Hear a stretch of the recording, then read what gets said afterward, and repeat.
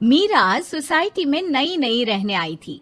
एक रोज उसकी पड़ोसन कहती है, हाय, मेरा नाम तमन्ना है, मैं पास के घर में रहती हूँ। आप नई आई हैं तो सोचा मिलाऊं। अच्छा किया, आइए ना बैठिए, मैं आपके लिए चाय लेकर आती हूँ। अरे नहीं, चाय तो मैं साथ लाई हूँ। सोचा आपने अभी अपना किचन सेट किया होगा कि भी नहीं। ये तो अच्छा किया, सच बहुत मन था चाय पीने का। ये मेरे हाथ के नमकीन खाइए। मीरा और तमन्ना में दोस्ती हो जाती है, लेकिन धीरे धीरे पता चलता है कि दोनों हैं एक दूसरे से बिल्कुल अलग। एक दिन दोनों पार्क में घूम रही थी कि एक लड़की मीरा को देखकर कहती है, कैसे रंग की साड़ी पहनी है, एक तो इतनी गर्मी, ऊपर से चटक रंग। कितनी गवार दिख रही है ना ये पीली साड़ी वाली। हाँ, और बाल भी कैसे उड़े उड़े हैं। तमन्ना को गुस्सा आ जाता है। हाँ, तो उसके उड़े है ना, तुम लोगों को क्यों जलन हो रही है? और रहा सवाल साड़ी के रंग का, तो जरा फैशन सेंस ऑन करो। इस समर ये रंग ऑन फैशन है, समझी?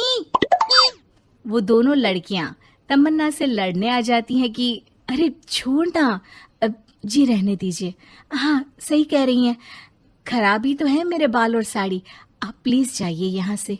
अरे क्यों इतना स्वीट बनती है तू सबसे? हर किसी को जवाब दिया करना। अरे क्या करना है, वो बुरा बोल रहे हैं तो अपना मुंह भी खराब कर ले क्या? ऐसा नहीं होता है, किसी की बुरी बात सुनने का मतलब है कि वो लोग सही बोल रहे थे। अरे किसी के बोलने से क्या होता है, हम क्यों अपना मुंह खराब करें। खैर, मीरा शांति से रहती, बच्चों को देखती खिलाती। उसका पति काम के सिलसिले से हमेशा बाहर ही रहता था, तो वो कोशिश करती कि उसके बच्चों को किसी भी चीज की कमी ना हो। एक रोज सास कहती है, अरे सारा दिन बच्चों में लगी रहती है।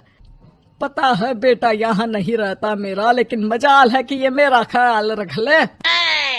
माफ करिए माँ जी, वो मयंक को स्पीच थेरेपी दिलाने ले गई थी, मैं अभी आपकी चाय बना देती हूँ। अरे चाय नहीं चाहिए, चाय पिला पिला कर मार दे तू। तेरे बाप ने बोला था कि शादी के वक्त 2 लाख देने के लिए, अभी तक 1 लाख दिए हैं, बाकी के पैसा कब देगा? बच्चे हो गए लेकिन दहेज पूरा नहीं दिया। माँ जी, वो पैसे उन्होंने मयंक के पापा को बिजनेस लगाने में जो मदद की थी ना, उसमें दे दिए थे। अरे वाह जी वाह, उसमें तो देना ही पड़ेगा ना, वो तो अलग से पैसे थे। तू रोज खाती है पीती है, उसके पैसे कहाँ से आएंगे? और ये तेरे बच्चे। तभी मीरा को गुस्सा आ जाता है।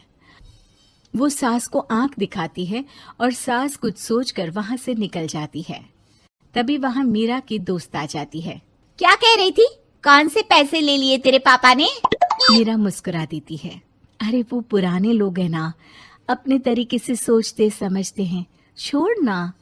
और बता कैसे आना हुआ? अरे तेरा कुछ नहीं हो सकता, मेरी सास होती ना तो ऐसा मुंह तोड़ जवाब देती कि देखती ही रह जाती। मीरा मुस्कुरा देती है। मीरा सारा दिन घर का काम करती, शाम को तमन्ना के साथ अपने बच्चों को लेकर पार्क में जाती, जहां दोनों के बच्चे मिलजुल कर खेलते। अच्छा तमन्ना, मैं कुछ दिन बिजी रहूंगी, हस्बैंड आ रहे हैं ना, तो अगर मैं ना आ सकूं तो तुम आ जाना बिना कुछ सोचे। मीरा घर आ जाती है, जहां पति पहले से ही मौजूद होता है। तो मोहतरमा, वक्त मिल गया पति के लिए? अरे आप तो कल आने वाले थे ना? हाँ, लेकिन सरप्राइज देने की सोचा तुमको।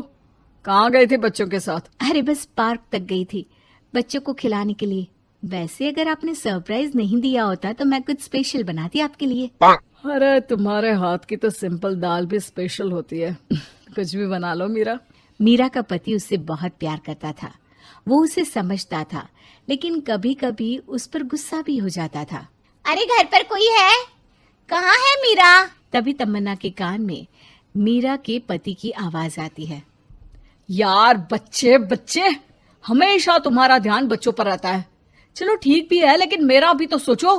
तुम्हें कौन सी शर्ट साफ करने को कहा था और तुमने कौन सी कर दी? यार पता नहीं ध्यान कहाँ रहता है तुम्हारा। जरा सी भी स्मार्टनेस नाम की चीज नहीं है, न बोलना आता है न समझना। मुझे आपने सफेद शर्ट साफ करने को कहा था, ये सफेद ही तो है। अरे पागल औरत, मुंह से सफेद निकल गया होगा, ये नीली करनी थी। लेकिन तुम खुद की अकल लगाओ तब ना पता चले कि कौन सी करनी है। तमन्ना बाहर खड़ी सब सुन रही थी। उसने वहां से निकल जाने में ही भलाई समझी, लेकिन अगले रोज पार्क में।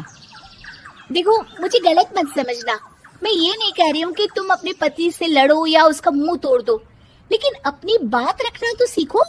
जमाना ऐसा नहीं है कि कोई किसी को कुछ भी सुना दे और अगला चुप रहे। चुप रहना ठीक है, लेकिन एक लेवल तक। मैं समझ रही हूँ तमन्ना, लेकिन मेरा नेचर कभी रहा ही नहीं। हाँ, मुझे भी गुस्सा आ जाता है, लगता है गलती कहाँ है, पर समझ में ही नहीं आता कि बोलूं क्या। खैर, बात आई गई हो जाती है। एक दिन मीरा के घर में बैठ तमन्ना और मीरा चाय पी रहे होते हैं कि वहां मीरा का बेटा रोते हुए आता है। मीरा घबरा जाती है। क्या हुआ बेटा? बेटे का रो रो कर बुरा हाल होता है। वो सिसकियां भर रहा होता है। क्या हुआ बेटा, कुछ तो बताओ। तभी पीछे से मीरा की बेटी भी आ जाती है। क्या हुआ भाई को बेटा? माँ, नीचे एक अंकल ने उसकी हंसी उड़ाई, उसे तोतला बोला। मीरा को बेटी की बात सुनकर गुस्सा आ जाता है।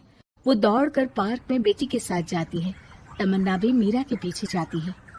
कौन थे अंकल? हाँ, वो लाल शर्ट वाले। क्या आपने मेरे बेटे को तोतला बोला? हाँ, क्योंकि वो तोतला रहा था।